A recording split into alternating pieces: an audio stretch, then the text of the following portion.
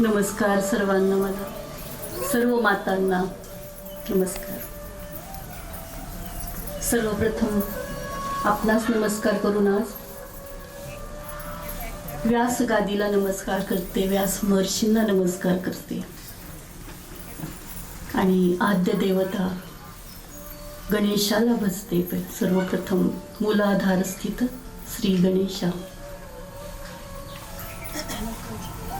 श्री तुकोबारायांच्या या छोट्याशा पदाने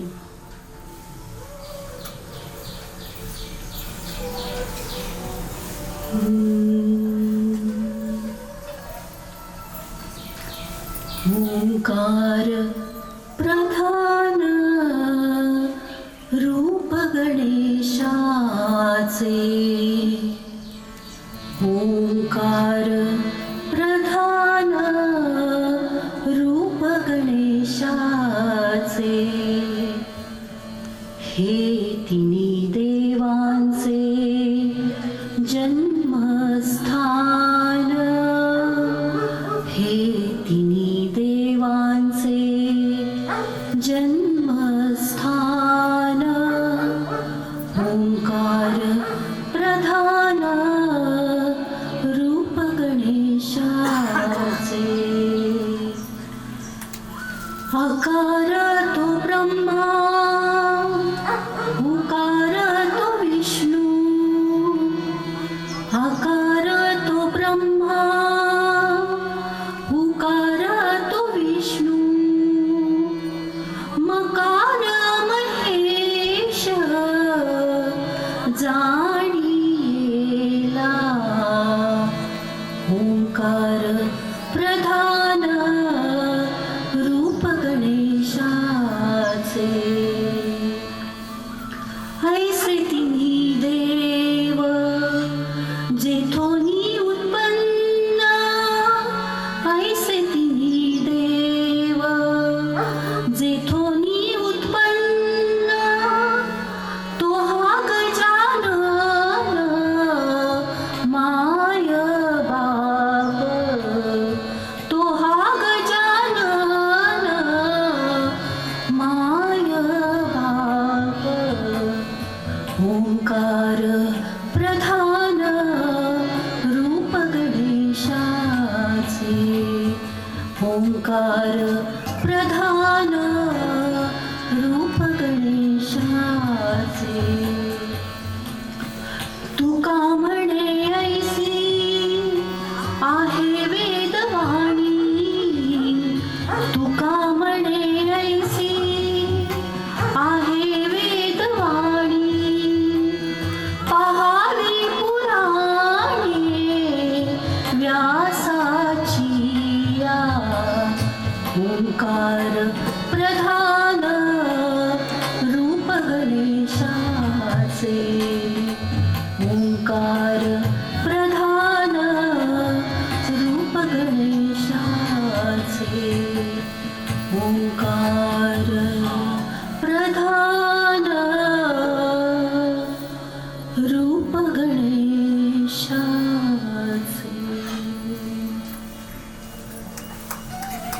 एक क्षणभर डोळे बंद करून त्या गजाननाचं सुंदर रूप हृदयात साठवूया.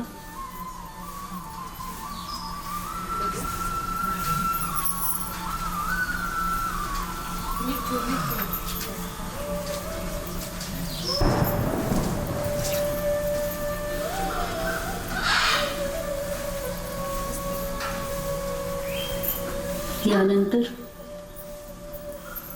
त्या गुरुतत्वाला नमन. साऱ्या गुरूंना, दत्तगुरूंना, ब्रह्मांड नायक श्री स्वामी समर्थ महाराज, त्याचप्रमाणे माझे भागवताला प्रेरणा देणारे दत्त संप्रदायातील गुरु सद्गुरू प्राध्यापक मुंगळे सर यांना नमन करते. त्याचप्रमाणे श्री श्री रविशंकरजी ज्यांनी मला प्रेरणा दिली देत आहेत त्यांनाही नमन. त्याचप्रमाणे वहिनीसाहेबांचे गुरु काका महाराज यांनाही नमन करते आणि साऱ्या गुरूंना, साऱ्या त्या गुरुतत्वाला, जे एकच गुरुतत्व आहे सर्व ठिकाणी, जे आपल्याला त्या आपल्या मूळ स्वरूपाची ओळख करून देतं आणि आपला मार्ग, ऐहिक आणि पारमार्थिक जीवनातला मार्ग सुकर करतं. त्या साऱ्या गुरुतत्वांना गुरुच्या ठिकाणी परब्रह्म मानून शतशः नमन.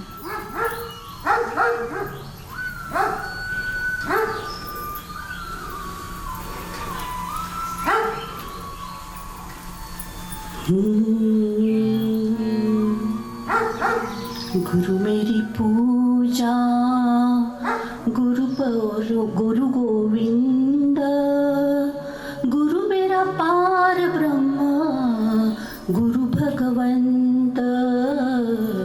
गुरु मेरी पूजा, गुरु गोविंद, गुरु मेरा पार ब्रह्म, गुरु भगवंत.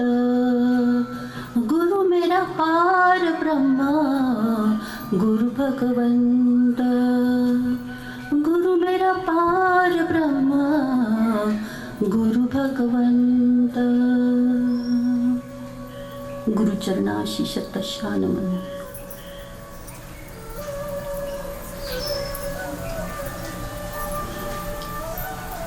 यानंतर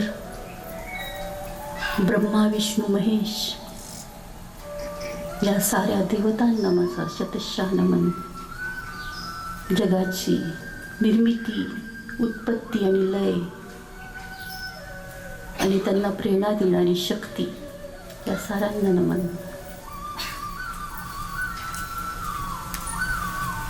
त्या महिषासुरमर्दिनीला आपण महिषासुरमर्दिनीचं आख्यान काल सुरू केलंय. त्या महिषासुरमर्दिनी पराक्रमी अंबिकेला शतशः नमन.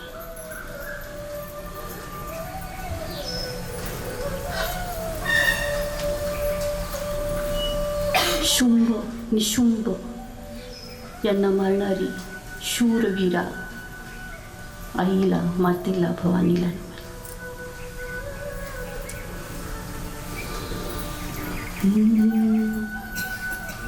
महिषासुरमर्दिनी शुंभ निशुंभ हरिणी भद्रकाली कपालिनी ब्रह्मवादिनी. महिषासुरमर्दिनी शुंभ निशुंभ हरिणी भद्रकाली कपालिनी ब्रह्मवादिनी.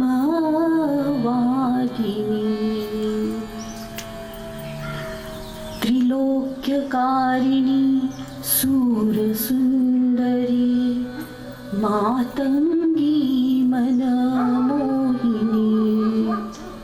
त्रिलोक्यकारी सूरसुंदरी मातंगी मनमोहिनी. महेश्वरी जगदीश्वरी माता हो. महेश्वरी जगदीश्वरी माता, माता अंबे भवानी. श्री माता अंबे भवानी. जय जय जय जय जय जय माँ अंबे माँ. जय जय जय जय जय जय माँ अंबे माँ. जय जय जय जय जय जय माँ अंबे माँ. जय जय जय जय जय जय माँ अंबे माँ. जय जय जय जय जय जय माँ अंबे माँ. अंबे माँ, अंबे माँ.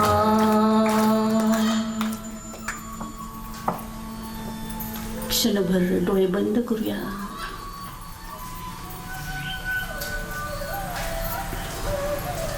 एक दीर्घ श्वास घेऊया आणि सोडून देऊया. अजून एक दीर्घ श्वास घेऊन सोडून देऊया.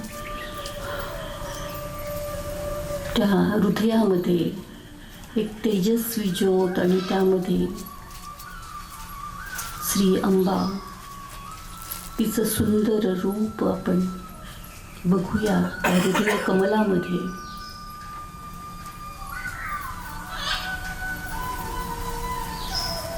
मणिद्वीपात राहणारी अंबा, मनमोहक ब्रह्मवादिनीचं रूप पाहूया. आणि ती अंबा माझ्याजवळ आहे, माझ्या हृदयात आहे या विश्वासाने श्वासाकडे बघत बघत शांत होत जाऊया.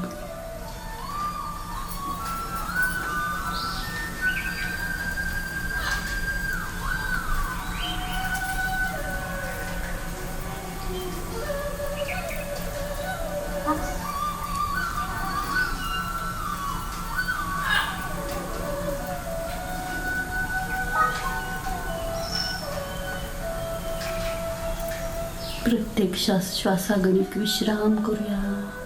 ते अंबेचं रूप पाहत पाहत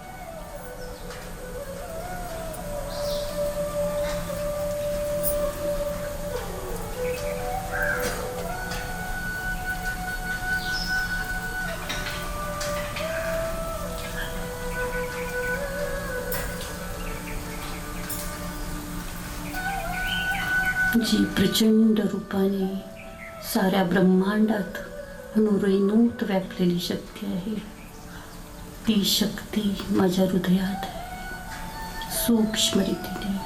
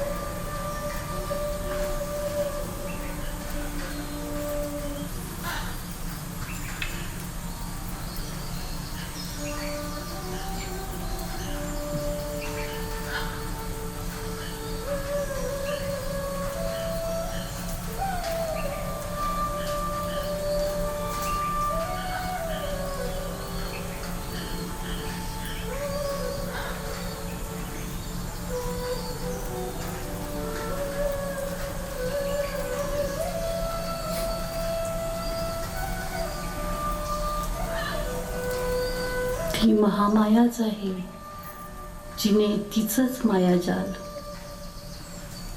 माझ्याबरोबर आहे. ती ज्योत आणि त्या ज्योत त्या मायाज्वालापासून दूर होईल आणि माझं स्वतःचं खरं रूप प्रकट करेल. आणि ते शक्य आहे याच अंबेच्या आशीर्वादाने.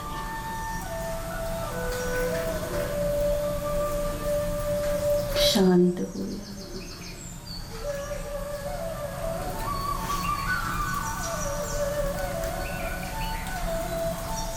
आणि आंबेसारख्या प्रसन्न वदनाने हसत हसत डोळे उघडले.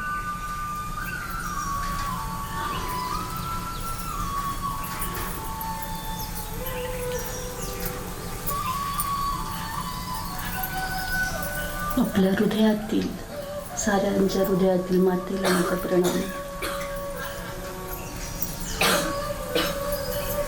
अंबे उदयस्तु, श्री जगदंब उदयस्तु, श्री जगदंब उदयस्तु.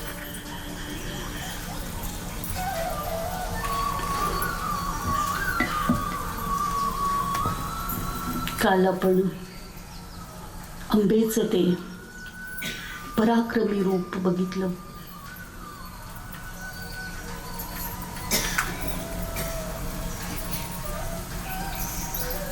महिषासुरमर्दिनीचं रूप. जेव्हा जेव्हा या जगात दुष्ट शक्ती वाढतात,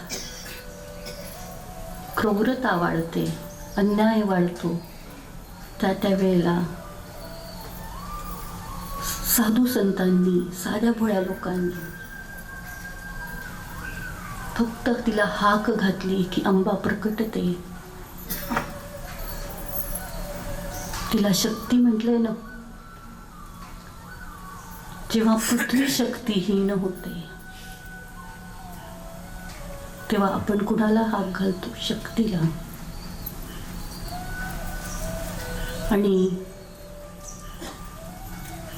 जन्मजय राजाला व्यासजी सांगतात की हे राजन, आता तुला या शक्तीची प्रचिती आली असेल. एवढ्या साऱ्या कथा मी सांगितल्यात तुला. जन्मजय राजा मंत्रमुग्ध झालेला असतो. ह्या कथा ऐकत ऐकत मध्यंतराच्या काळात त्यांनी व्रत पण केलेलं असतं अंबेचं. तो विचारत असतो की कसं कसं व्रत करायचे नवरात्राचं. आपण पाहिलं की वेळोवेळी व्यासजी सांगत असतात की यज्ञ कशा तऱ्हेने करायचा आहे, दानधर्म कसा करायचा आहे. हे झालं विधिवत पूजेचं विधान. विधिवत पूजा आंब्याची कशी करायची, कधी करायची आणि का करायची, त्या पूजेचं फळ काय आहे, हे सारं सांगत जातात. पुन्हा एकदा सांगतात की हे नवरात्राचं व्रत केल्याने, अंबेला भजल्याने फक्त तिच्या आपल्या मनात तो भाव पाहिजे अंबेला जागे करण्याचा, तिच्यापर्यंत पोचण्याचा. तो काय आहे? व्यासजी सांगतात, पूजा एक मार्ग आहेच, व्रत एक मार्ग आहेच, राजस यज्ञ, सात्विक यज्ञ हे मार्ग आहेत, दान धर्म परोपकार हे एक मार्ग आहे. त्याचप्रमाणे सर्वात सुंदर, सर्वात कधी कधी कठीणही पण सर्वात सोपा मार्ग आहे मानस यज्ञाचा. ध्यानातून, भक्तीतून त्या अंबेपर्यंत पोचण्याचा.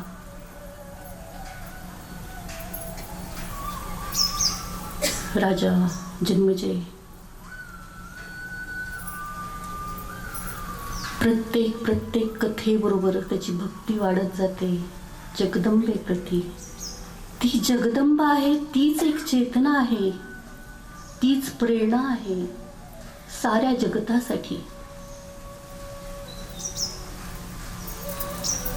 ब्रह्मांडाच्या निर्मितीपासूनचं वर्णन आलेलं आहे देवी भागवतामध्ये. त्यावेळेला जगदंबेला साऱ्याचं एक चेतना आहे आणि त्या चेतना शक्तीतून सारं उत्पन्न झालेलं आहे असं देवी भागवतामध्ये सांगितलेलं आहे.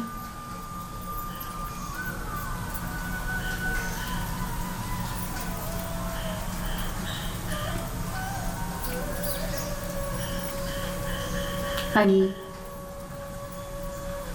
आता पुढे विचारतात व्यासजी हे सारं सांगून पुन्हा पुन्हा त्याला ओळख करून देतात की मी कोण आहे आणि आपण काय करायचं.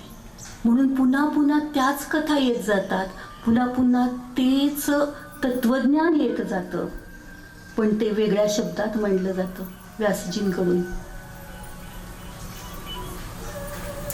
मग सुरथ राजा, सुरथ नावाचा, त्याची कथा व्यासजी सांगतात. पुढे एक कथा, अजून एक कथा. आता हे व्यासजी स्वतःहून सांगतात, शंका नाहीत की आता ऐक पुढची कथा. सुरथ नावाचा एक राजा असतो कौशल देशाचा.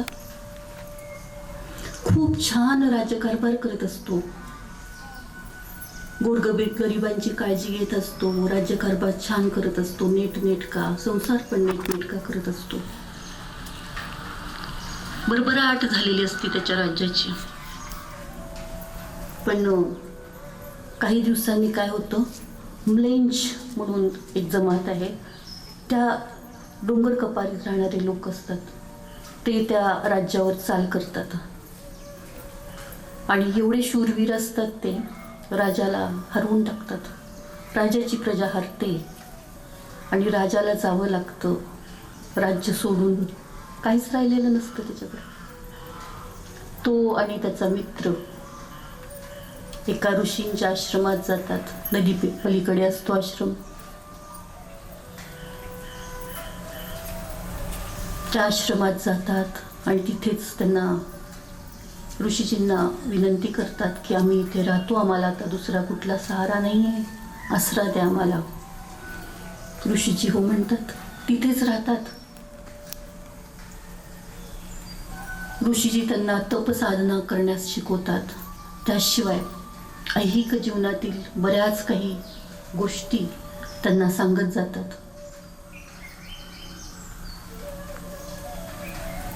एक दिवशी राजा म्हणतो की खरंच काही कळत नाही, ही कर्माची गती, ही बंधन काय आहे, कर्म काय आहे, काही कळत नाही आहे. ऋषीजी आम्हाला मार्गदर्शन करा.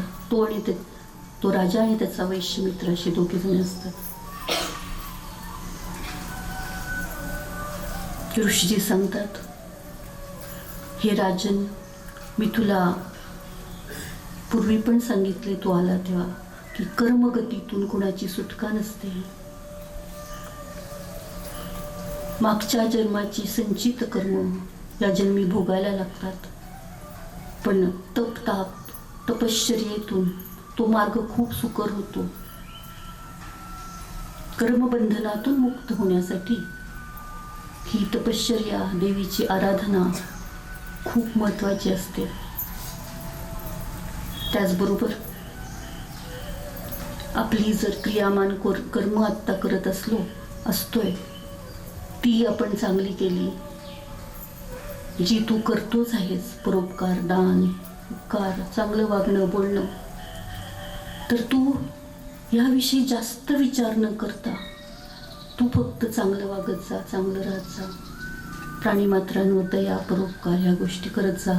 त्याचबरोबर ध्यानातून, देवीच्या ध्यानातून सारं काही सोपस्कर होईल. हा भोग आहे, हे प्रारब्ध, जे प्रारब्ध कर्म असतं ते आपल्याला भोगायला लागते, ते तू भोगतोयस आणि ते भोगून मोकळं हो. मग ऋषीजी त्यांना मायाबीजाचा मंत्र देतात आणि तपश्चर्येसाठी हे दोघं जातात. दुसरीकडे वनात जाऊन 2 वर्ष तपश्चर्या करतात. पहिल्या वर्षाच्या तपश्चर्येनंतर स्वप्नातून देवी दर्शन देते राजाला. दुसऱ्या वर्षाच्या तपश्चर्यानंतर देवी प्रसन्न होऊन वर मागते. वर काय देव विचारते. तेव्हा राजन सांगतात आपली परिस्थिती आणि माझं राज्य परत दे.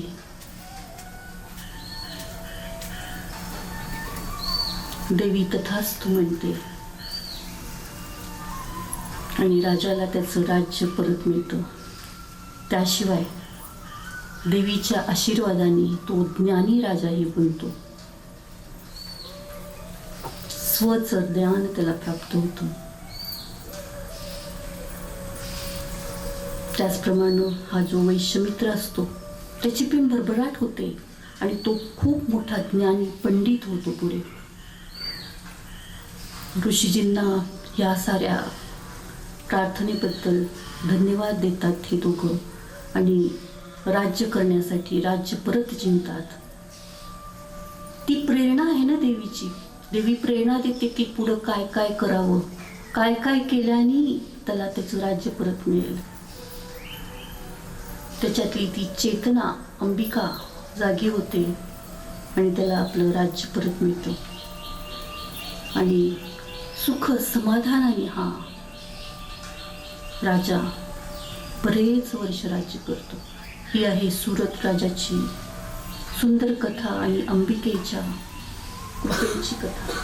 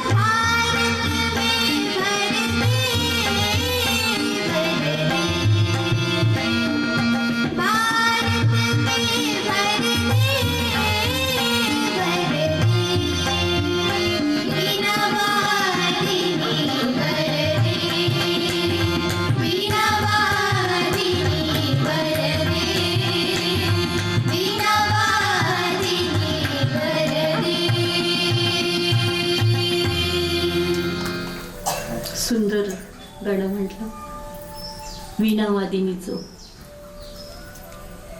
आणि ज्ञानार्जन करणाऱ्या मुलींनी म्हटलं तर ती तथास्तु म्हणतेच आहे ना.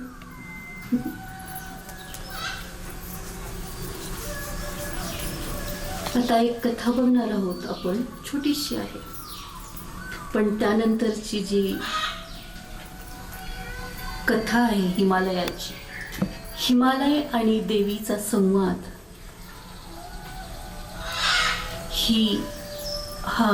हे सेशन सुरू करायच्या पूर्वी आपण एक छोटीशी एक कथा ऐकूया.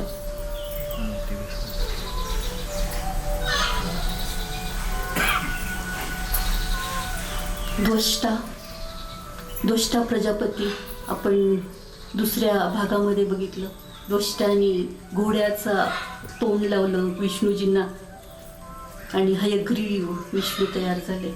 तो द्वष्टा प्रजापती तपस्वी होता.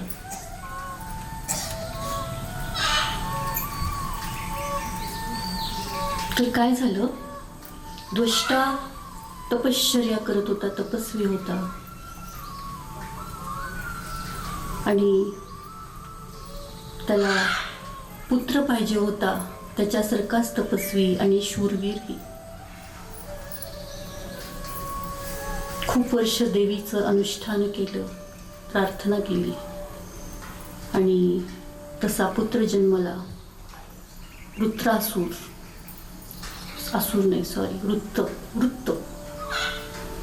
अशा नावाचा पुत्र जन्मला. या पुत्राला खूप चांगले संस्कार द्वष्टाने दिले. वनामध्ये तो तपश्चर्या करायचा, त्याचप्रमाणे अर्थार्जनही करायचा. त्याची कीर्ती, त्याच्या तेजस्वीपणाची कीर्ती सारीकडे पसरू लागली.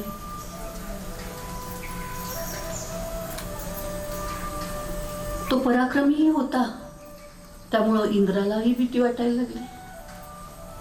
आता आपलं इंद्रपद जाते का काय? कदाचित भीती असेल किंवा मत्सरी असेल, है ना, की हा कसा तप करतोय, हा कसा पराक्रमी होतोय, इंद्रपद मला पाहिजे, हा माझ्यासाठी धोका आहे.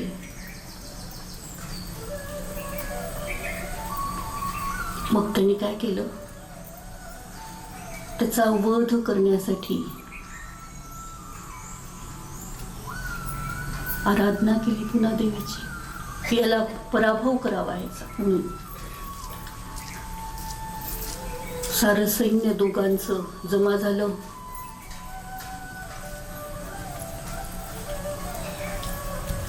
आणि वृत्त पराभूत झाला.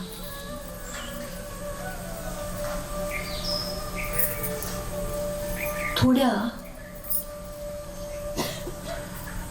पक्केपणाने त्याने वध केला, इंद्राने चकवून वध केला. आणि त्वष्टाला हे कळलं, त्याला खूप राग आला इंद्राचा, कसं काय करू शकतो असं. मग त्यांनी यज्ञाची तयारी सुरू केली. यज्ञदेवतेला आहुती देत देवीचं जागरण सुरू केलं. आणि पूर्वीचे ऋषीमुनी कसे यज्ञ करता करता त्यातून काहीतरी उत्पन्न व्हायचं, तसं त्यातून एक सुंदर बालक जन्माला आलं त्या यज्ञातून. त्याचं नाव त्रिशिरा. त्रिशिरा म्हणजे 3 शिर असलेलं. आणि या त्वष्टाने तेच आपलं बालक आहे असं समजून त्याला मोठं केलं.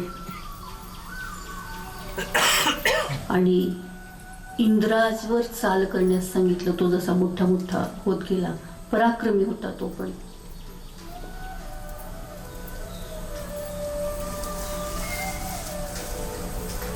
त्रिशिराला पण वर होता ब्रह्मदेवांचा. ब्रह्मदेव काय करतात आपण बघितलं, कसे कसे वर देतात.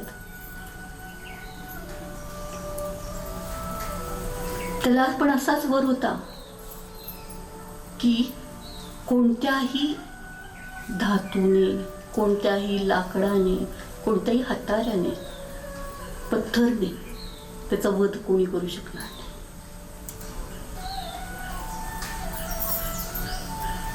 मग काय झालं, एक दिवशी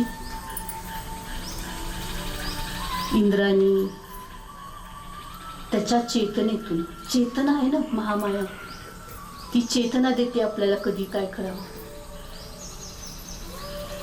त्याला त्याच्याशी गोड बोलायला लागला इंद्र, आणि समुद्र किनारी दोघं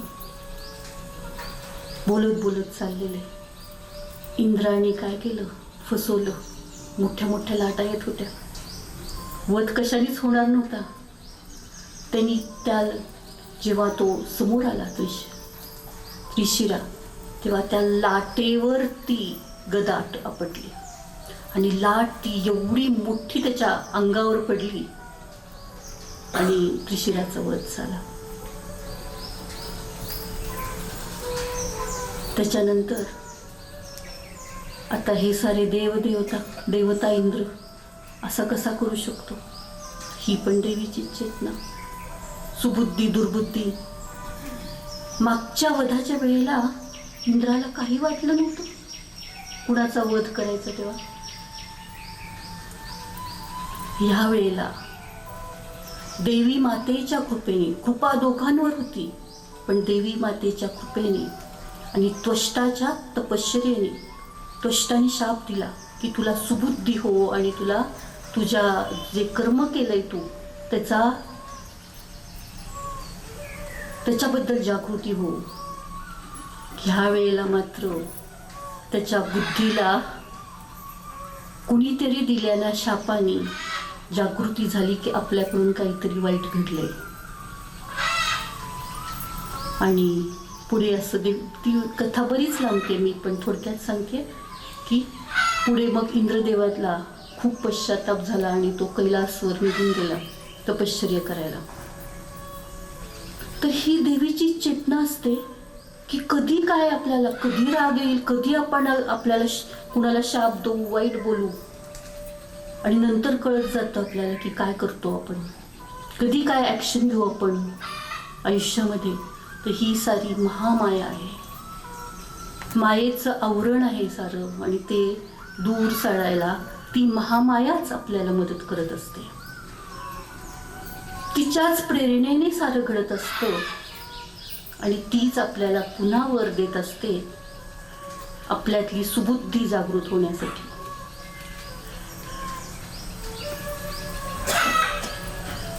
आणि आपल्याला त्या भक्ती मार्गाकडे खेचत असते, ती नेऊन जात असते.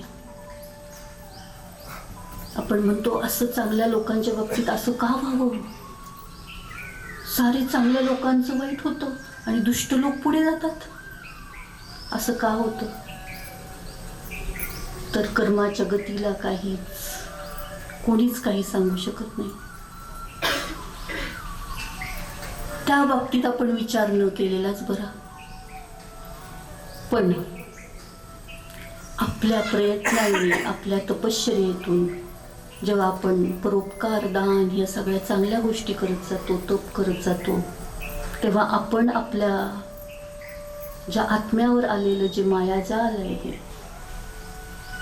ती आत्म्याची ज्योत तेजस्वी करू शकतो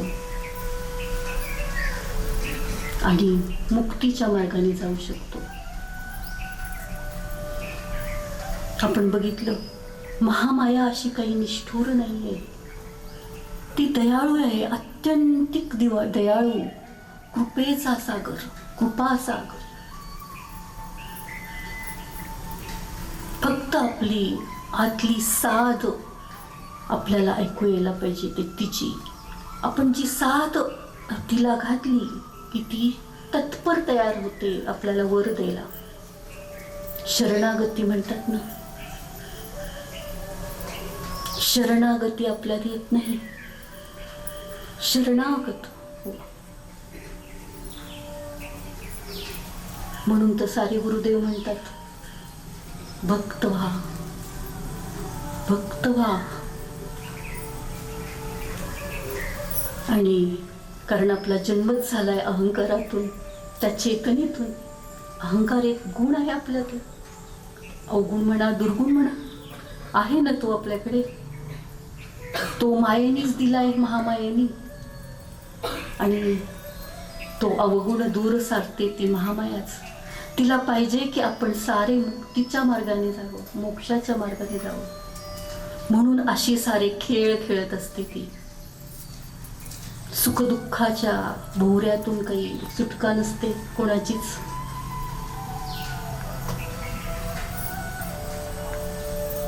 पण शरणागतीने, भक्तीने, भावाने, ध्यानाने, तिचं गुणगान गाऊन हे सारं सोपं होत जातं.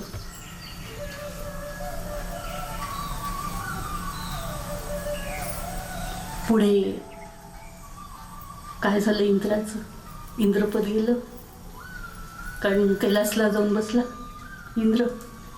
पण त्या तपश्चर्येतून त्याला खरी चेतना मिळाली ना, आपण कोण आहे, आपण काय केलंय.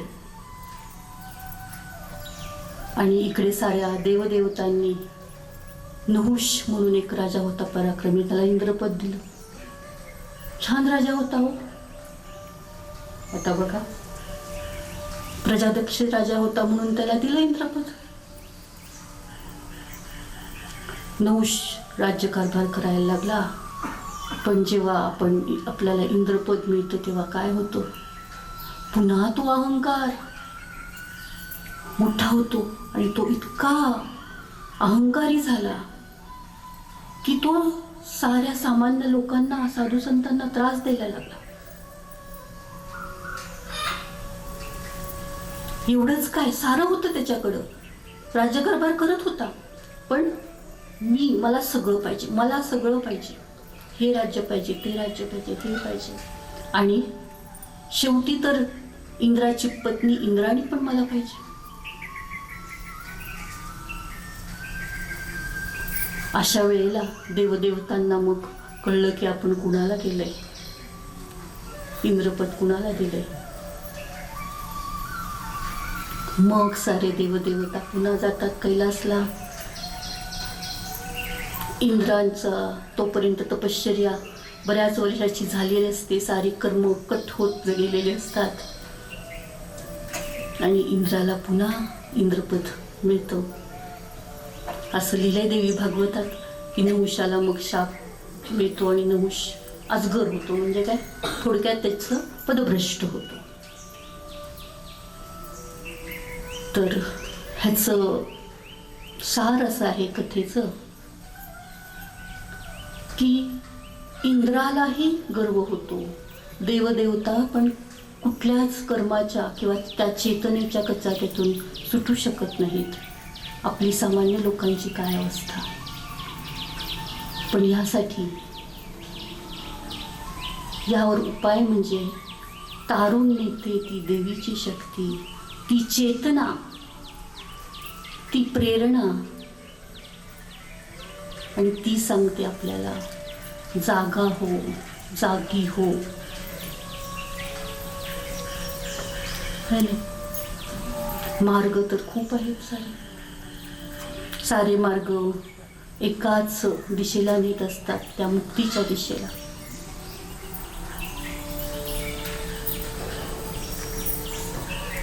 गुरुकृपेने मिळालेला मंत्र असू देत, गुरुचं ज्ञान असू दे, किंवा आपण स्वतः केलेला परोपकार असू दे आणि भक्ती मार्ग असू दे, जपजाप असू दे, परोपकार असू दे, सारे मार्ग आपल्याला खुले आहेत. पण आपल्याला पाहिजे फक्त शरणागती, जी जमत नाही त्या अहंकाराच्या पडद्यामुळे.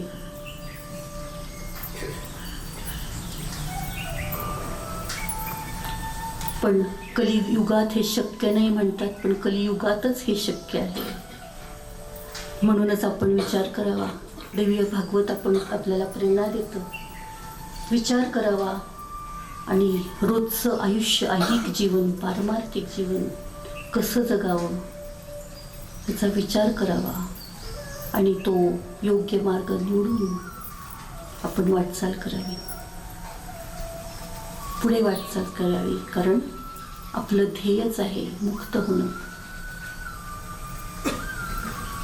आदि शंकराचार्यांची मी जसं सांगितले, जीवनमुक्त अवस्था जी जनकराजाकडे होती, श्रीकृष्ण परमात्म्याकडे होती, ती जीवनमुक्त अवस्था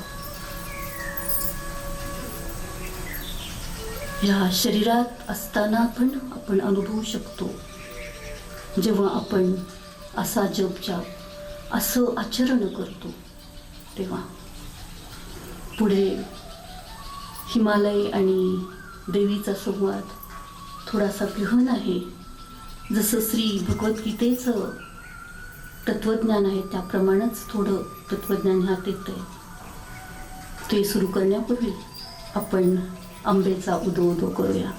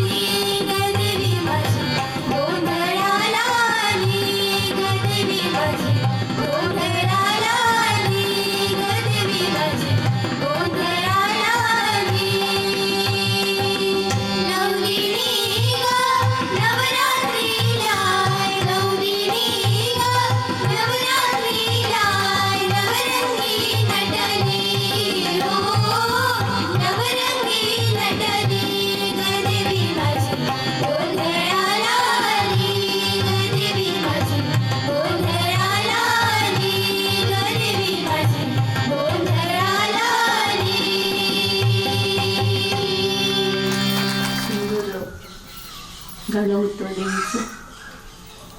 आणि नवरात्रीला रात्रीच्या वेळेला, संध्याकाळच्या वेळेला जेव्हा त्या नवदुर्गांची शक्ती कित्येक पट वातावरणात जास्त असते, त्यावेळेला आपण अशी गाणी ऐकली ना देवीची, किंवा नृत्य केलं गरबा करतात म्हणून, तरी ती चैतन्य शक्ती आपल्यात जागृत व्हायला सुरू होते भक्तिभावाने. तो डिस्को गरबा नाही ना, भक्तिभावाने केलेला गरबा. या माय भगिनी उद्या करणार आहातच आपण. स्वतःच्या धुंदीमध्ये करून केलेला, स्वतःमध्ये जसं ध्यान आपल्यातच राहून करतो आपण शांततेने, तसा आपल्यामध्ये राहून केलेलं नृत्य, गोंधळ, जोगवा, ह्या साऱ्या गोष्टी आहेत ना, त्याच्याने ती चैतन्य शक्ती आपल्यात जागृत होत जाते. मला आज एका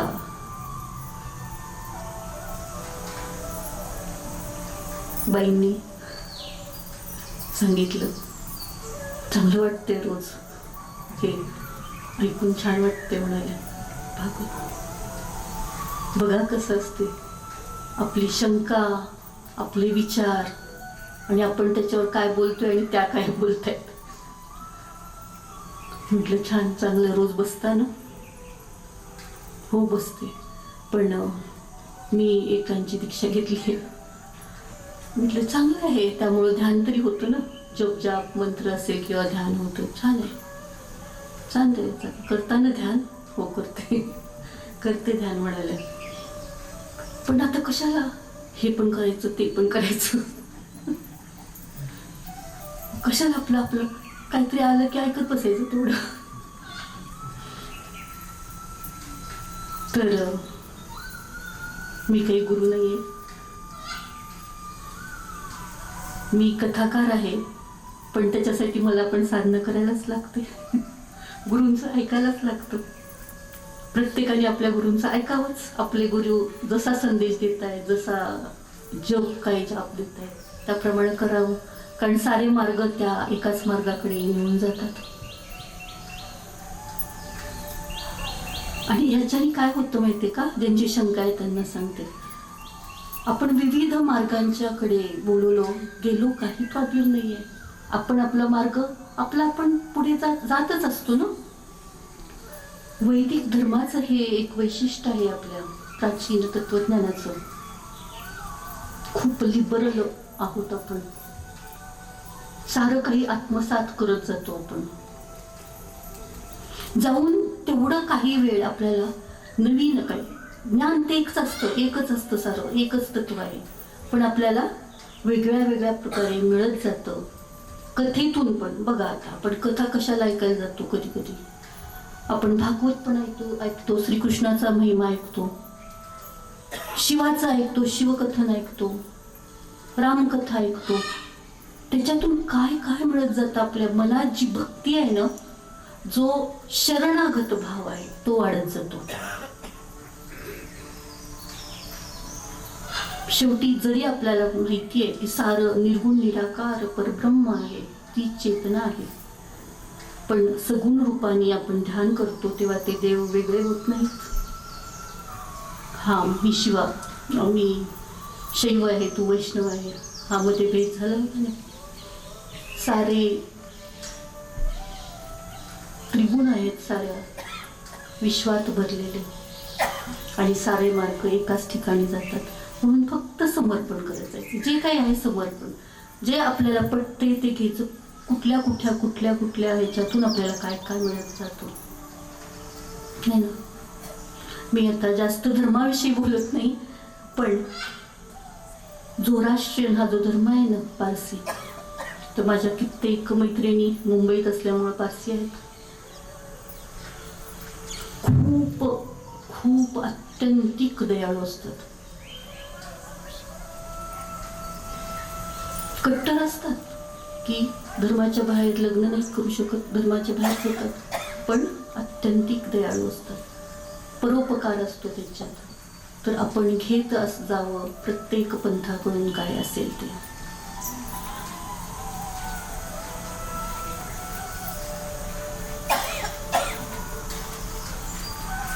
आणि आपला वैदिक धर्म जो अत्यंतिक प्राचीन आहे,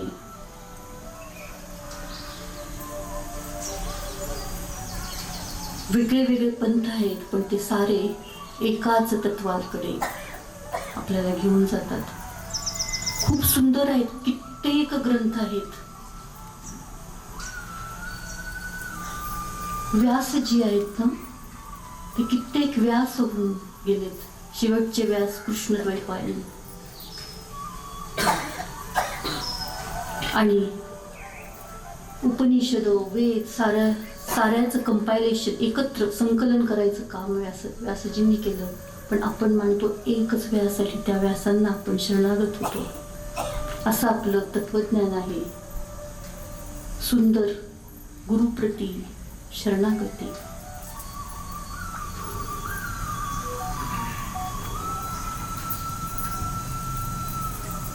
आणि ह्या साऱ्या कथा ऐकण्यातून किंवा वेगळ्या वेगळ्या लोकांचं वेगळं बोलणं ऐकण्यातून आपल्याला नेहमी फायदाच होत जातो, है ना.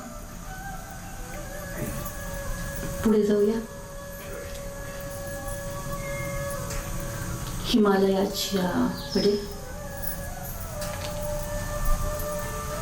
पुढे जन्मजय राजाला खूप अत्यंतिक आनंद होत जातो या कथा ऐकत ऐकत, देवीचं वर्णन ऐकत. देवीची त्याच वेळेला देवीची तपस्या पण होत असते त्याच्याकडून.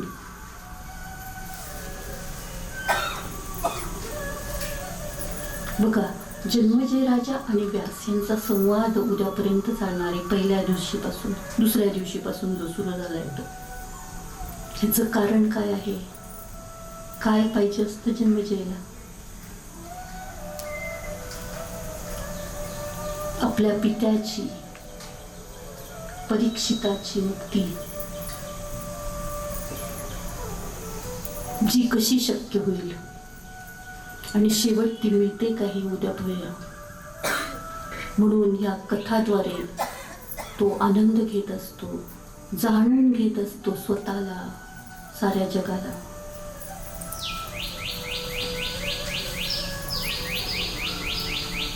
पुढे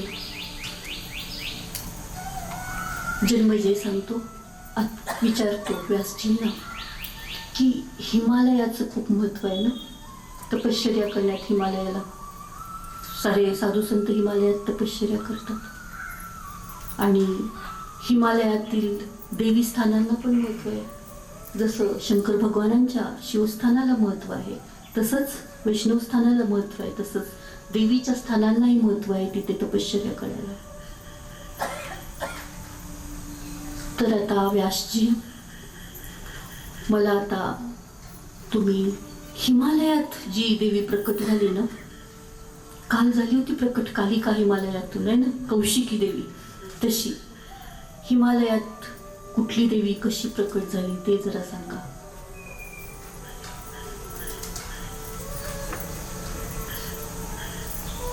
मग व्यासजी म्हणतात, ही खूप खूप पूर्वीची गोष्ट आहे, विश्वनिर्मितीच्या वेळची,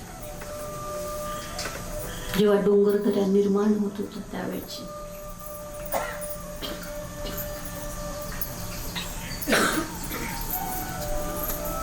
काय झालं, शंकर भगवान,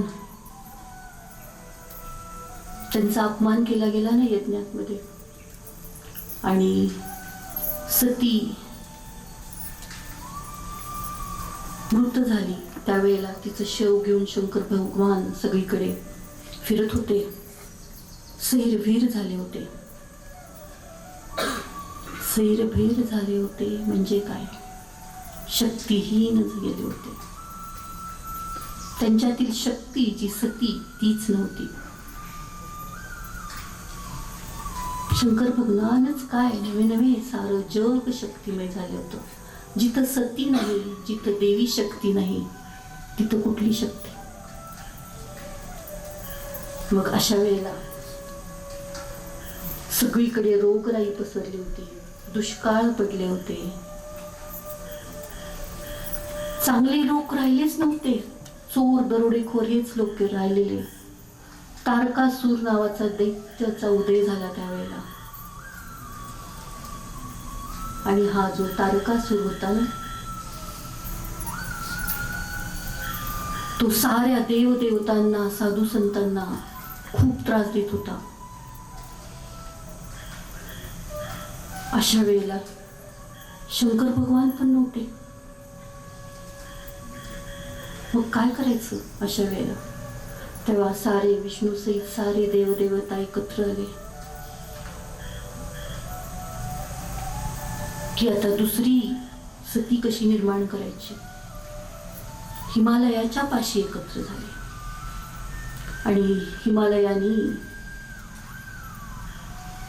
विनंती केली तर भगवतीला सारे जण याचना करू लागले देवीची, जगदंबेची. यज्ञयाग तर केला, जप तर सुरूच होता. हे भुवनेश्वरी कृपा कर, आम्ही तुला वंदन करतोय, या साऱ्यातून आम्हाला सोडव, काहीतरी तू जाग, तू काहीतरी कर आमच्यासाठी. त्या तारकासुराकडून सारी पृथ्वीवर विध्वंस करतोय तो तारकासुर, आमचं दुःख निवार केले.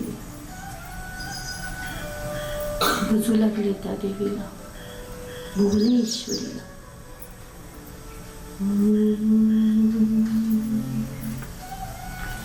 वंदे भुवनेश्वरी मंगलकारिणी,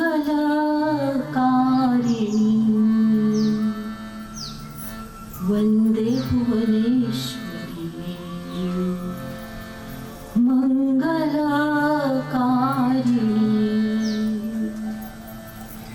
कृपा करो दुःख निहारो, कृपा करो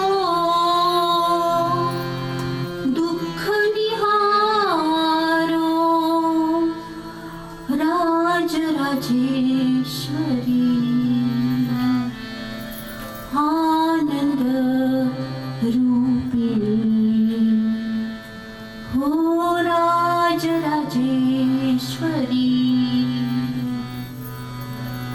आनंद रूपिणी.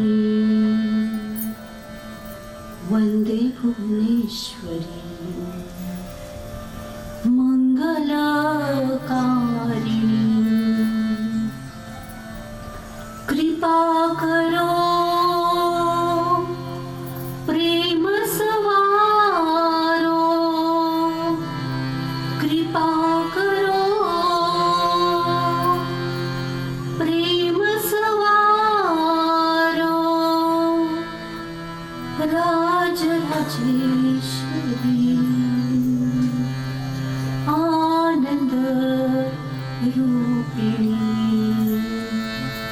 हो राजराजेश्वरी आनंद रूपिणी, आनंद रूपिणी, हो आनंद रूपिणी.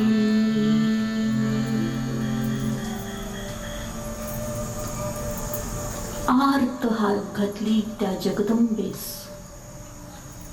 साऱ्या देवदेवतांनी यज्ञ केला. सात्विक यज्ञ आपण काय करेल, मानसिक यज्ञ, साऱ्या प्रकारचे यज्ञ.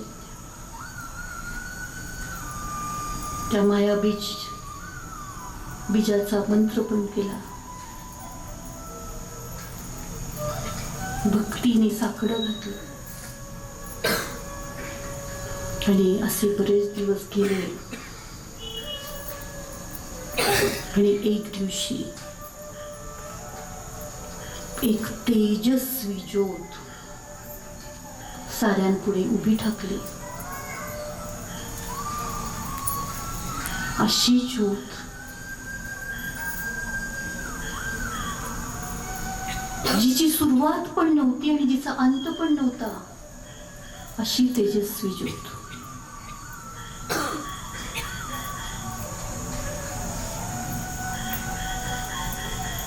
त्या ज्योतीने सार सार आकाश व्याप्त केलं.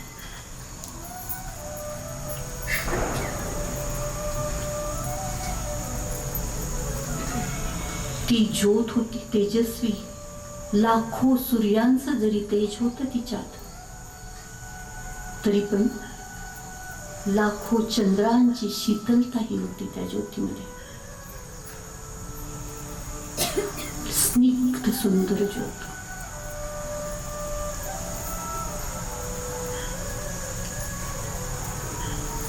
साऱ्या देवदेवतांना हे अनादि निर्गुण देवीचं रूप पाहिलं, पण त्यांना समजेना ही खरी देवी आहे का जगदंबा. मग विष्णूने साकडे घातलं, हे देवी आम्हाला कळत नाहीये, हेच तुझं रूप आहे का. सगुण रूपाने आमच्या समोर प्रकट हो देवी, हे माते जगदंबा. आणि देवीने त्यांच्या साथीला हाक दिली. त्वरित ते सगुण रूपात ती प्रकट झाली देवी. हिमालयाच्या सानिध्यामध्ये साऱ्या देवांच्या समोर अष्टभुजा, पाश अंकुश, गदा चक्र शंख सारे असणारी ही देवी प्रकट झाली. सुंदर नवयवना, प्रसन्न स्मित, सुंदर आभूषण घातलेली, प्रसन्न वदना, वरदायिनी आणि अभय आणि वरमुद्रेमध्ये. विचारलं साऱ्या देवदेवतांना, काय पाहिजे, कशाला बोलवलं मला. विष्णूंनी सांगितलं, शंकर भगवान तर सतीच्या दुःखाने तपश्चर्या करण्यासाठी निघून गेलेत कैलासावर. आणि सती नसल्याने, शक्ती नसल्याने आम्ही सारे शक्तिहीन झालो आहोत. सारी पृथ्वी शक्तिहीन झाली आहे.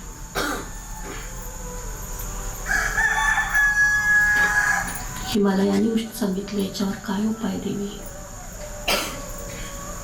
देवी म्हणते, हे हिमालया, तू तपश्चर्या कर आणि तुझ्या तपश्चर्येचं फळ म्हणून मी तुझ्याच पोटी जन्म घेईन, गौरी म्हणून.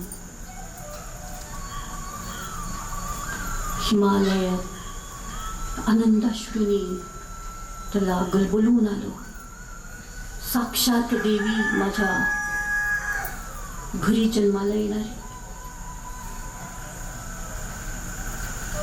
हिमालय विचार करू लागला, माझ्या आधीच्या कित्येक पितरांचं काय परमगती लाभेल जेव्हा अशी देवी माझ्या घरी जन्माला येईल तेव्हा.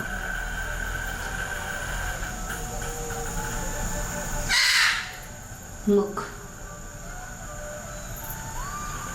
देवीचं जी आज्ञा मानून हिमालय तपश्चर्या करायला लागला.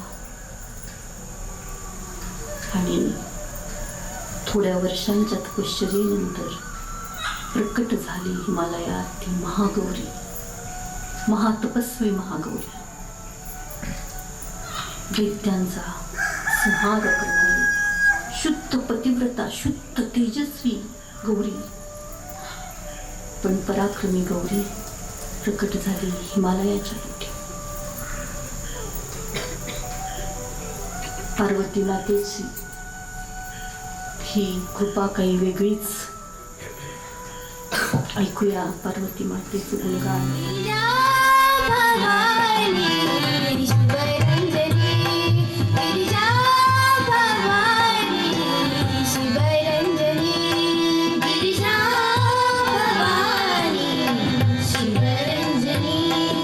गिरिजा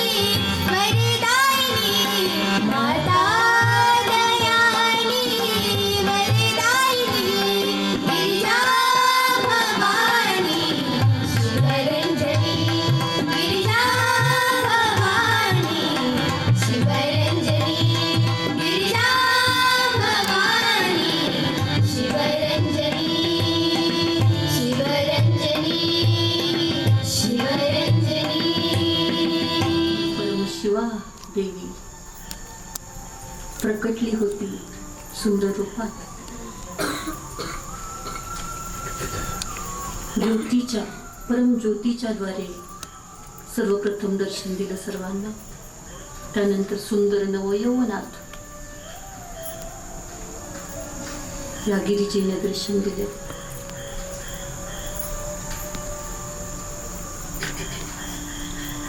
त्यानंतर हिमालयाने तपश्चर्या केली. त्यापूर्वी हिमालय या गिरिजेला म्हणतो,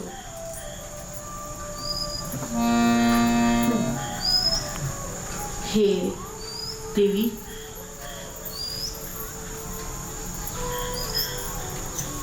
आता तुझं खरं रूप तर तू दाखवलंच आहेस, तर ही जी महामाया आहे ना, ती कोण आहे?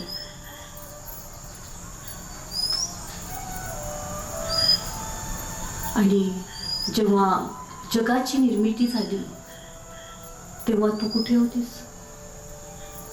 हे सारं आम्हाला सांग.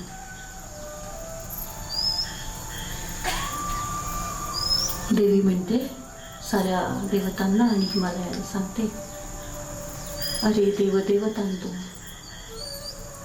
तुम्ही जे परमतत्व परब्रह्म म्हणताय ते मीच आहे. परमात्मा म्हणताय ती मीच आहे.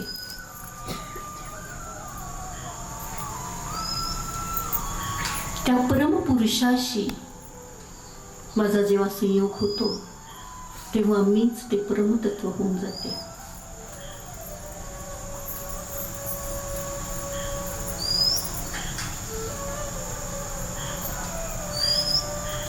मीच ते विश्व चैतन्य आहे जे चराचरात भरलेलं आहे, साऱ्या अणुरेणूत भरलेलं आहे. आणि माझ्यातूनच ते साकार रूप सारी जन्म घेत असतात. तुम्ही सारी माझी बालके आहात.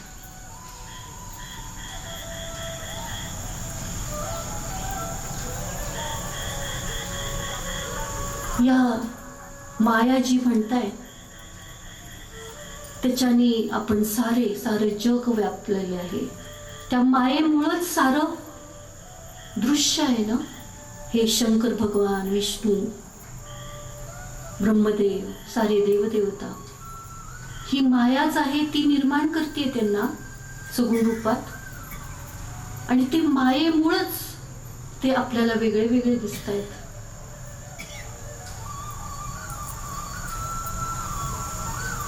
जग भासमान आहे.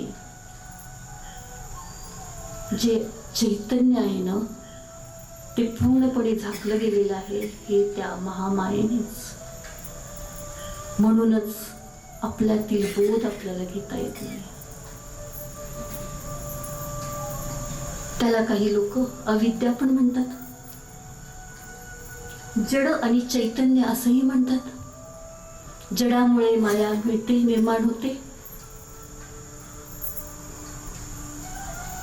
पण चैतन्य स्वरूप जेव्हा आपण पाहतो तेव्हा त्या अविद्येचा, त्या मायेचा पडदा दूर होतो. जेव्हा काही नव्हतं तेव्हा परब्रह्म स्वरूपिणी, सच्चित आनंद स्वरूपिणी मीच होते.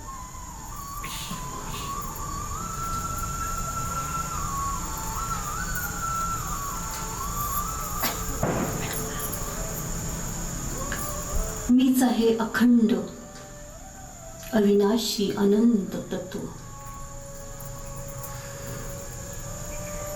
निर्लेप निराकार तत्व, निर्गुण तत्व.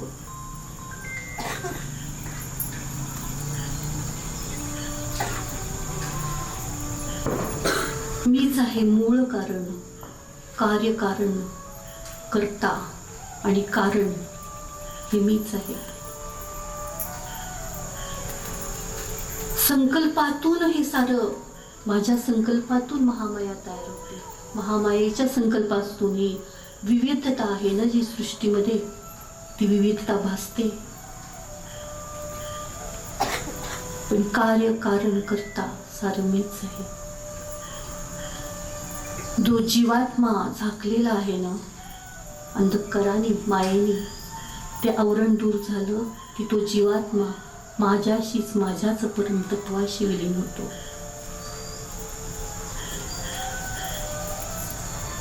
आता बघा, पण तुम्ही म्हणताय की माया आणि मी, पण जोपर्यंत मी आहे तोपर्यंत माया आहेच.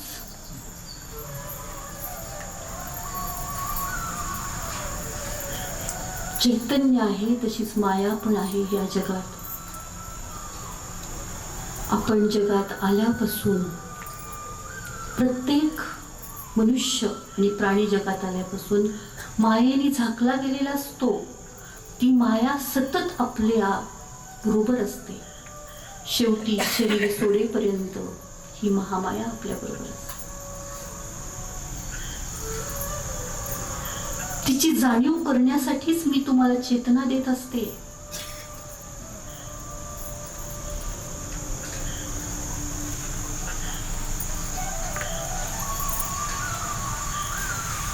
महामाया जगदंबा.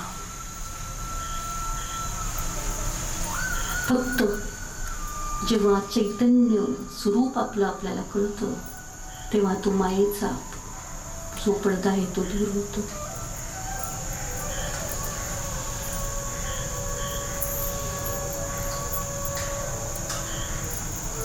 काय करायचं याच्यासाठी? देवी सांगते की मला भजा, मला शरण जा, पुन्हा मला शरणागत व्हा. गुरुमंत्राद्वारे किंवा चांगल्या साध्या आचार विचाराने, भक्तीने मला जाणा, महामायेला जाणा आणि मुक्त व्हा. कारण मुक्त व्हा हाच आहे देवीची चेतना. खूप अवघड आहे सारं ना, पण खूप सोपं करून सांगते देवी. संसाराच्या रहाट गाड्यात, सुखदुःखाच्या चढ उतारात किती अवघड वाटतं सारं हे. पण गुरुकृपेने किंवा देवीच्या कृपेने हे सारं सोपं होतं. आणि आपल्यातील चेतनेद्वारे, सततच्या ध्यासाने, सततच्या अभ्यासाने, सततच्या भक्तीने हे सारं खूप सोपं होऊन जातं.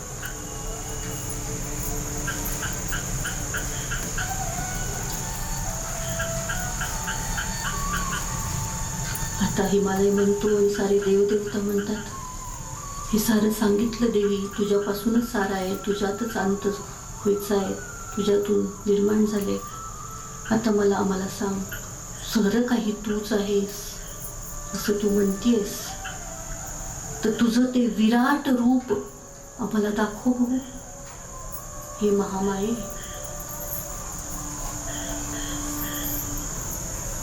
त्यांच्या आर्त विनंतीला देवी मान देते आणि आपलं विराट विशाल रूप ती समोर येते. त्या विशाल रूपात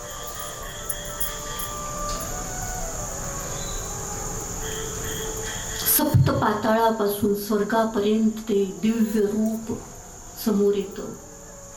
विराट प्रचंड अक्राळ विक्राळ. देवी सुंदर आहे, सुंदर नटलेली आहे, पण ते रूप पाहून ना सारे देव देवता चकित होतात. काय काय आहे त्या रूपात बघा.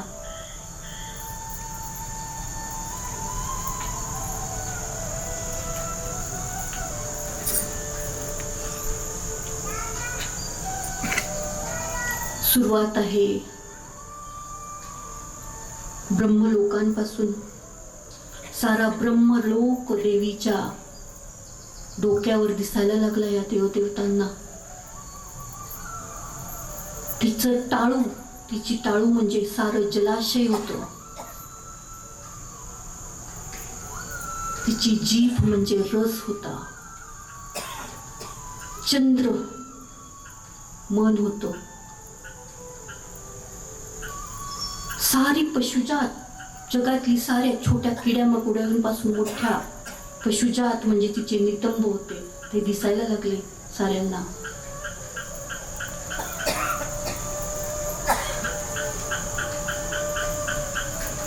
आणि ती जेव्हा अशी दृष्टिक्षेप तिचा डोळ्याने करायला लागली तेव्हा सारं ब्रह्मांड त्या डोळ्यात दिसायला लागलं.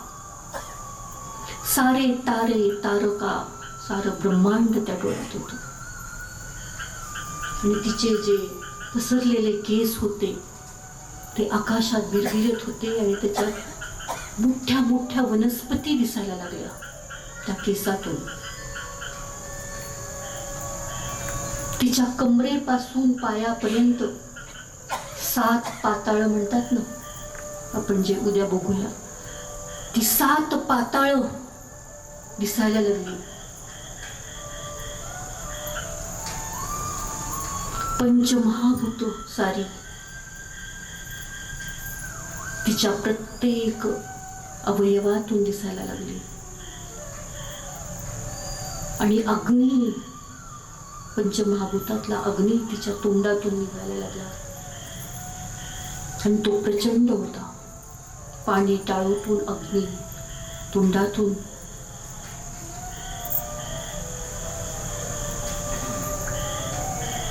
भूलोक, ब्रह्मलोक, देवलोक सारे तिच्या कपाळातून, कपाळाच्या मागून, कानातून दिसायला लागले. प्रचंड असं रूप. आणि त्या रूपाने, त्या तेजाने सारी जमीन हादरायला लागली, ब्रह्मांड हादरायला लागलं. तिने आरोळी ठोकली आणि बरेच जीवजंतू, नाही नवे नवे देवताही घाबरल्या. भूकंप होतोय का काय, धरणीकंप. अशा वेळेला देवीला शांत करणं गरजेचं होतं. श्रीकृष्ण भगवानांनी पण हेच रूप दाखवले ना भगवद्गीतेत. मग साऱ्यांनी पुन्हा विनंती करायला लागले, हे देवी मा शांत हो, देवी मा आम्हाला तुझं मूळ रूपच पुन्हा दाखव, आम्हाला कळलंय तुझं रूप काय आहे. देवीला सांगायचं होतं, चराचरात कणाकणात मीच आहे भरलेली. शांत हो हे माते, सरस्वती मातेसारखी शांत हो, लक्ष्मी मातेसारखी वर देणारी हो, दुर्गेसारखी शांत स्वभावाची हो, पराक्रमी पण शांत, प्रसन्न वदनी, आणि आम्हाला तुझं मूळ रूप दाखव हे माते. माता कृपामयी, दयामयी, ममतामयी आहे. त्याचप्रमाणे त्याच ह्याच्याने मातेने आपलं ते रूप दाखवून आवर्त घेतलं आणि पुन्हा त्या सुंदर तेजस्वी सोनेरी आणि चंदेरी प्रभेच्या रूपात प्रकट झाली, दुर्गेच्या रूपात.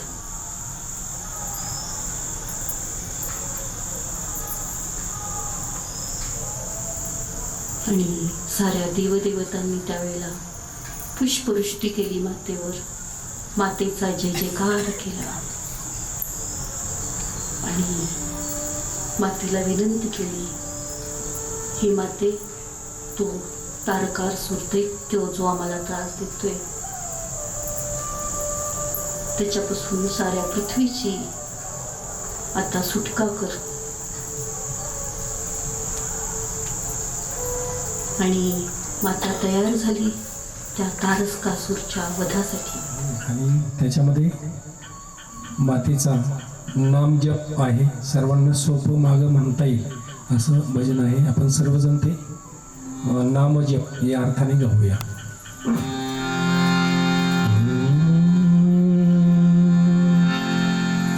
सर्व मंगल मंगल्ये शिवे सर्वार्थ साधिके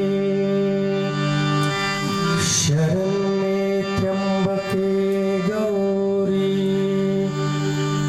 नारायणी नमोस्तुते. सर्व मंगल मंगल्ये शिवे सर्वार्थ साधिके शरण्ये त्र्यंबके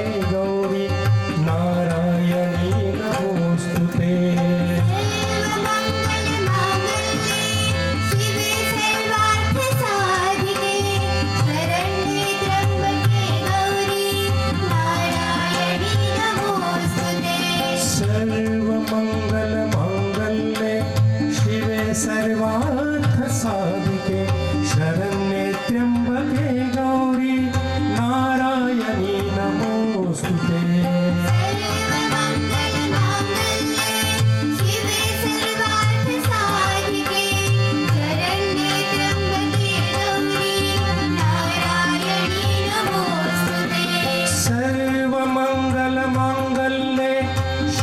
सर्वार्थ साधिके शरण्ये त्र्यंबके गौरी नारायणी नमोस्तुते सर्वमंगलमांगल्ये शिवे सर्वार्थ साधिके शरण्ये त्र्यंबके गौरी नारायणी नमोस्तुते सर्वमंगलमांगल्ये शिवे सर्वार्थ साधिके शरण्ये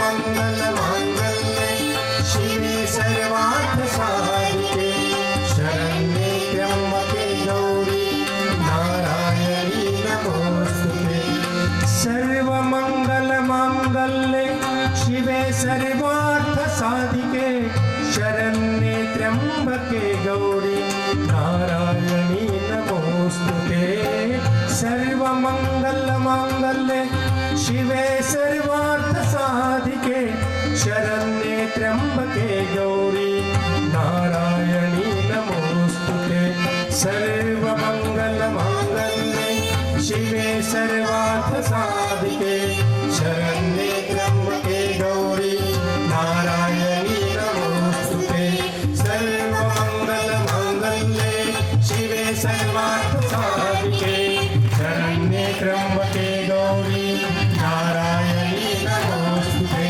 सर्वमंगलमांगल्ये शिवे सर्वार्थ साधिके शरण्ये त्र्यंबके गौरी नारायणी नमोस्तुते नारायणी नमोस्तुते नारायणी नमोस्तुते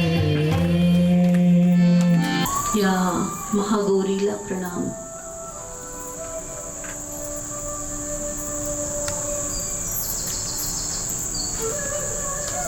पुढे देवीने देवांची विनंती मान्य करून स्वतःच तारकासुराचा वध केला आणि पृथ्वीला भयमुक्त केलं.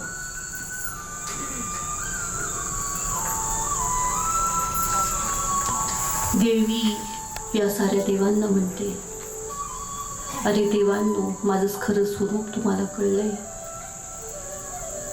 तुम्हाला भीती कसली वाटतेय? भीतीचं मूळ कारण आहे ना, ते द्वैत भाव हे आहे. मी वेगळी नाहीये. अद्वैत भावाने भक्ती केला, भावनेतून त्या भावाने माझ्यात विलीन व्हा, त्या ब्रह्मस्वरूपिणीत विलीन व्हा. जीवात्मा आणि परमात्म्याचं मिलन देवीने वर्णन केले. आणि सगुण रूपाने व्हा किंवा निर्गुण रूपाने व्हा, पण आपल्यात ते आत्मतत्व जागवा. आणि भीती हे जे कारण आहे ना, ते संपवा, भयमुक्त व्हा. आपण सारे भवचक्रात आणि भयचक्रात अडकलेला असतो. भयचक्र असतंच मागे. भवचक्र म्हणजे काय? भवसागरात तरंगून आम्हाला तारून ने देवी असं म्हणतो ना देवदेवतांना आपण. शक्ती केंद्र आहेत आपल्या शरीरामध्ये. त्या पहिल्या 3 शक्ती केंद्राच्या वर जेव्हा आपण जातो जागृत अवस्थेत मणिपूरच्या वर, तेव्हा ती भयाची मुक्ती होत जाते.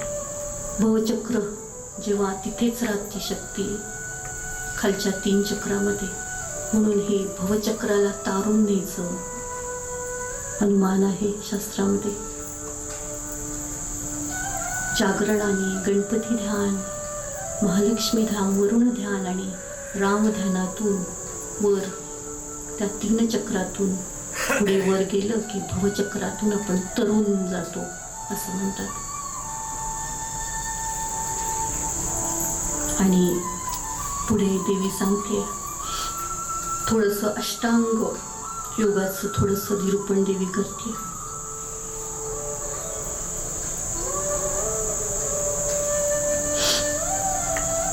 देवी यापुढे सांगते की माझी शक्ती स्थानांचं पण वर्णन देते. 51 पीठांचं सारं वर्णन त्यामध्ये आलेलं आहे. असं म्हणतात की सतीचे जे जे अवयव ज्या ज्या ठिकाणी पडले त्या त्या ठिकाणी शक्ती स्थानं तयार झाली. ती शक्ती केंद्र आहेत. त्यावेळची जेव्हा पृथ्वीची निर्मिती झाली तेव्हा काही ठिकाणी शक्ती एकत्रित झालेली होती. ती शक्तीची स्थळं आहेत ना. जसं की काही ठिकाणी वैष्णोदेवीच्या इथे ओझोनचं प्रमाण खूप असतं आणि सुंदर अनुभव येतो ध्यानाचा. ध्यानाचा काय, नुसता दर्शनाचा. कामाख्याचा, तुळजाभवानीचा, करवीर निवासिनीचा, योगेश्वरीचा शक्ती एकटवलेल्या असतात त्या स्थानांमध्ये. ती स्थानांचं महिमा इथे दिलेला आहे. त्यात महाराष्ट्रातील बरीच आहेत शक्तिस्थानं.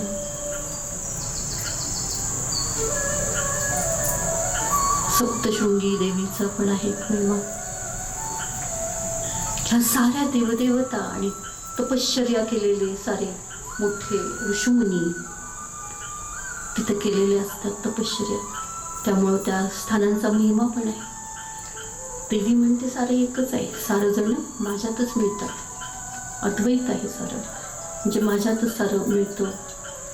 पण त्याशिवाय जेव्हा आपल्याला ती कळतं आपल्या मनातून, ध्यानातून, तेव्हा स्थानातून बघा आपले सारे संत, महाराष्ट्राला मोठी संत परंपरा आहे ना. तुकोबाराय, ज्ञानेश्वर माऊली, सारे एकनाथ महाराज, जनार्दन महाराज. पहिले तपश्चर्या रामदास स्वामी पहिले तपश्चर्या केली, जाणून घेतलं स्वतःला, आत्मतत्वाला, आणि मग तीर्थयात्रा केली. मग त्या त्या तीर्थयात्रेतून त्या त्या स्थानाचं शक्ती घेत गेले.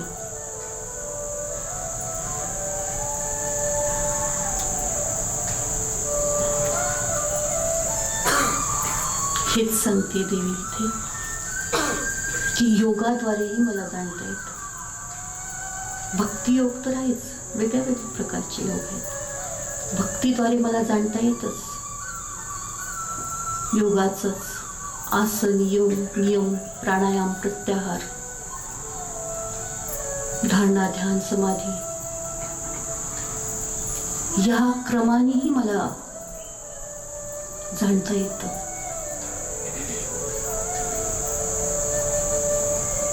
पण त्यावेळेला फक्त आसन करून नाही चालत हो. आसन म्हणजे योगा, मी करते योगा. तर भक्ती पण पाहिजे असं सांगितलं गेलेलं आहे.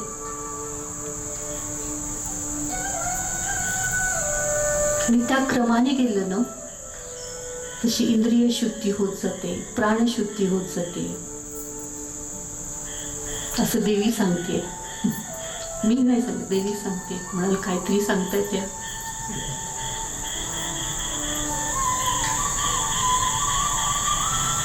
इंद्रिय शमन, दमन करणं खूप महत्वाचं आहे. प्रत्याहारमध्ये ब्रह्मचर्य व्रत,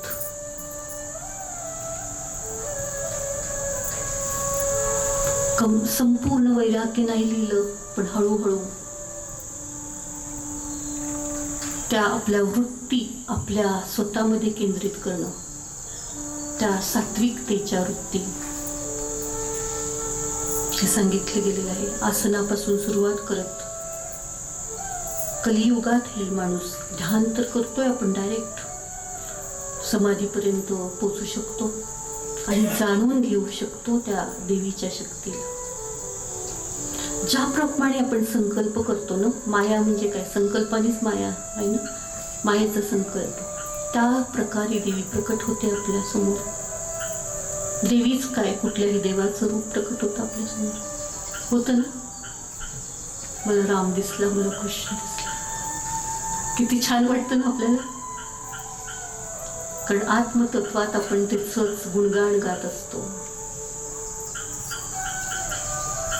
आणि एक दिवस असा यायला पाहिजे, देवी म्हणते,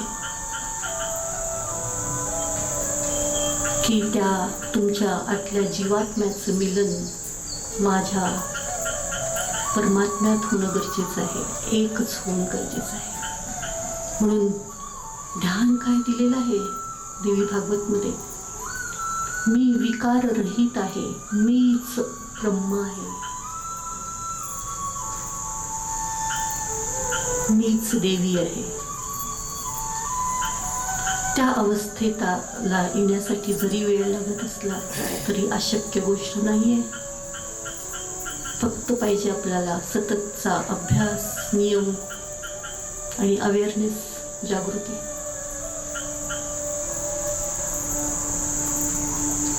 किती सुंदर आहे ना सारं.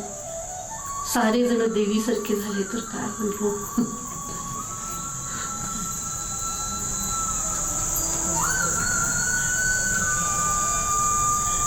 मग आता काल एकाने प्रश्न विचारलेला मला, मी गुरु नाहीये पण थोडं काय कळते म्हणून सांगते. हो मॅडम, तुम्ही देवीचं त्या मणिद्वीपात असलेल्या सुंदर देवीचं ध्यान करायला लावताय रोज. सुंदर म्हणजे तेच तत्व आपल्यात येईल असं. महिषासुरमर्दिनीचं सांगताय. नवरात्र आहे ना, महिषासुरमर्दिनीचं ध्यान करायला पाहिजे. देवी लढायला लागते ना. मग मी काही म्हटलं नाही, म्हटलं आपण हेच करूया, ज्या दिवशी आहे ना महिषासुरमर्दिनी त्या दिवशी करू आपण. कारण आपल्याला पराक्रम पण पाहिजे असतो जीवनात. पण रोज जर असं केलं तर काय होईल, आपण घरात युद्ध करू, पराक्रम दाखवायला जाऊ घरात, महिला मंडळात आहे ना.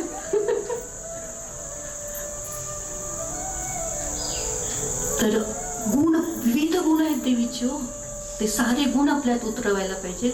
म्हणून ध्यान ते सुंदर देवीचं करायचं.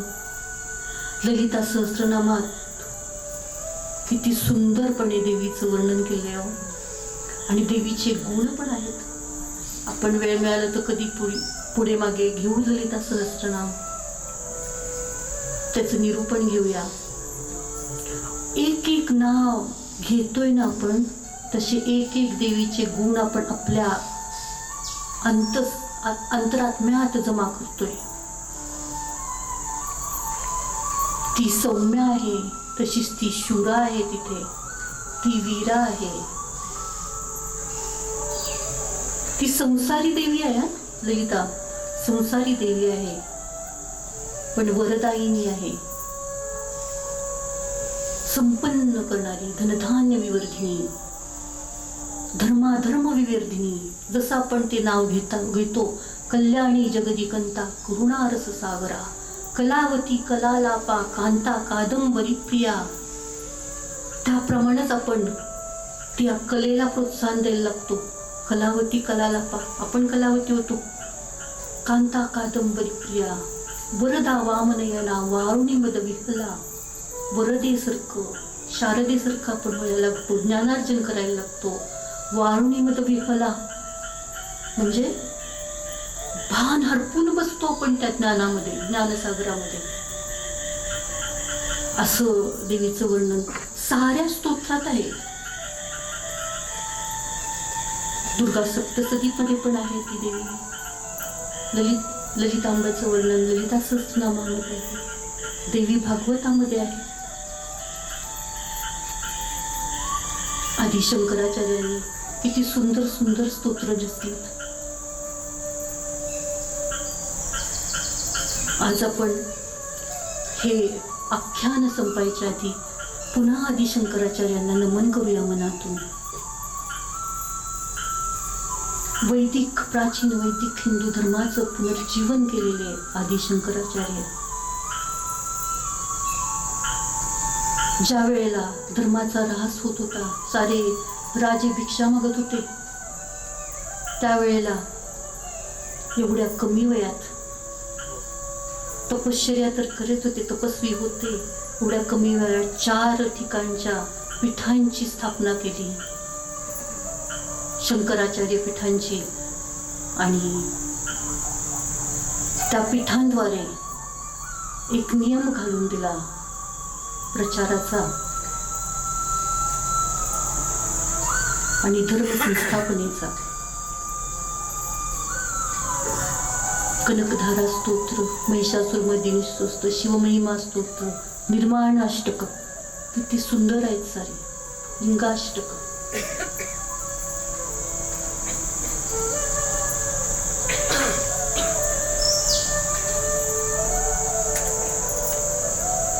शांतीचा मार्ग आहे आपला, है ना? शांती, सुख, समाधान. तर आपण घेत जावं या साऱ्या मोठ्या व्यक्तींकडून. देवी हेच सांगते.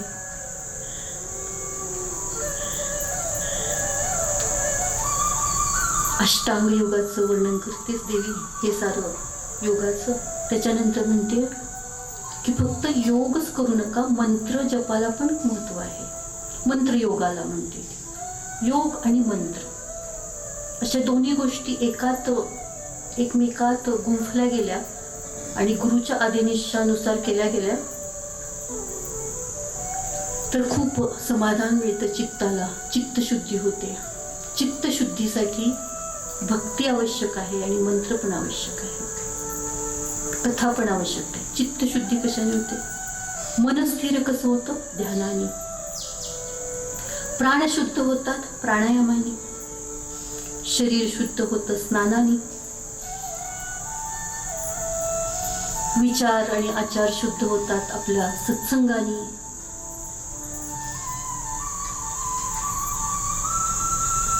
जपानी आणि मंत्राने वाचा शुद्धीही होते आणि विचार शुद्धीही होते.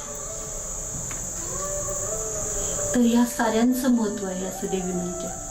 स्तोत्र प्रटनाने पण सरस्वती जीवेवर लाव नृत्य करते म्हणतात. सरस्वतीचं सारखं तुम्ही बोलता, कधी कधी लोक म्हणतात ना आपल्याला, अरे छान सरस्वती सारखं. तर ते होतं जपानी आणि स्तोत्र प्रटनाने. म्हणून देवी सांगते या साऱ्या योगांना महत्व आहे. आणि मला कसं प्राप्त करायचं? जन्मजय राजाला व्यासजी सांगतात की देवीला कसं प्राप्त करून घ्यायचं? तर या साऱ्या मार्गांनी. आपलं जीवनच जे देवीमय झालं, भक्तिमय झालं, तर हे सारं साध्य होतं असं सांगते ही देवी गीता. ह्या देवी भागवतमध्ये देवी गीता हा अध्याय आहे, त्याच्यातलं आज आपण थोडंसं घेतलं. त्याच्यानंतर देवी गीतेत कसं काय करायचं सांगितलंच आहे. प्रत्येक आपल्या ग्रंथात जे पंडित आहेत त्यांना मान द्यायला पाहिजे असं सांगितलं गेलेलं आहे. हे पण सांगितलं आहे इथे. त्यावेळेला वर्णाश्रम व्यवस्था होती ना. आता आपण वर्णाश्रम व्यवस्था नाही आहे तशी, पण तरी पण जे ते सांगतात त्यांचं महत्व आहेच.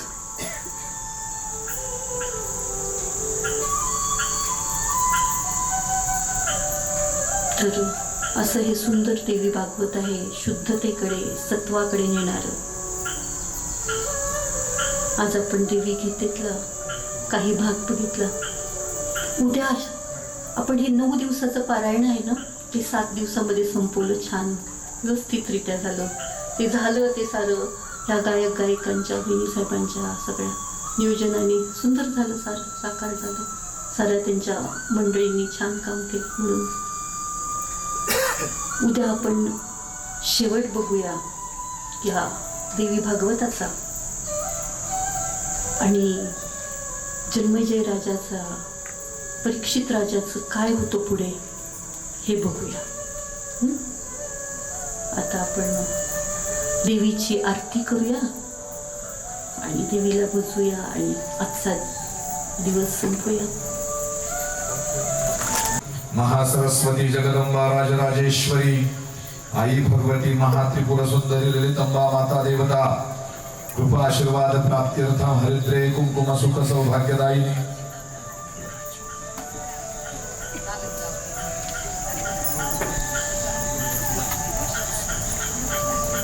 हरिद्रे कुंकुमं सुख सौभाग्यदायिनी हरिद्रे रंचिता देवीं सुख सौभाग्यदायिनी श्री महा देवता दुर्गा माता देवता भीमा सर्व मंगल मंगल्ये शिवे सर्वार्थ साधिके शरण्ये त्र्यंबिके गौरी नारायणी नमोस्तुते।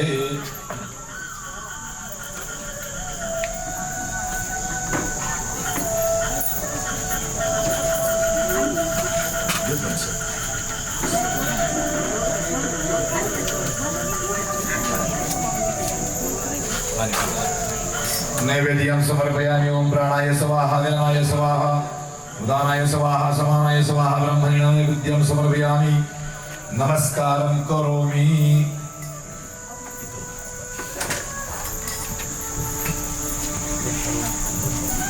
दुर्गे दुर्गटभारी भारी भारी